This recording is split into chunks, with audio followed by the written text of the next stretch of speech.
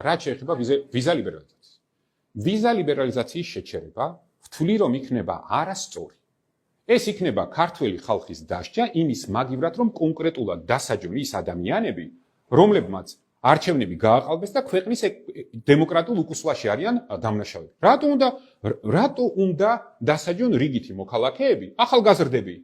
ეხლა თქვენ წარმოგიდგენიათ ვიზის კეთება ადამიანებისა, რომელსაც უბრალოდ დანაზოგი არ აქვს, საბანკო ანგარიში ვერ მიიტანენ, რომ თავისი ხარჯები ანახონ და მაშინ, როდესაც აი ესენი, ვინც ეს ყველაფერი გააკეთა და ვინც დამნაშავეა, ისინი მარტივად იფრენენ იქით-აქეთ და ამიტომ ვიზა ლიბერალიზაციის შეჩერების მაგივრად უნდა დასანქცირდეს ის ხალხი, ვინც ქვეყანა აქამდე მიიყვანა. სხვანაირად ქართული ხალხი ამას სწორად ვერ აღიქვამს და არ აღიქვამს. ან როგორც მინიმუმ შენ თუ ხალხს უუქმებ ამ მიღწევას, მაშინ იქაც დაამძიმე კაც სიტუაცია ეგრე როგორ შეიძლება, ხო? ამიტომ ჩვენი მოწოდება ჩვენი ევროპელი კოლეგებისთვის იქნება რომ დაანებეთ თავი სავიზო რეჟიმს და მიხედეთ იმ ხალხს პერსონალურად, რომლებიც დღეს საქართველოს დემოკრატიულ განვითარებას უშლიან ხელს.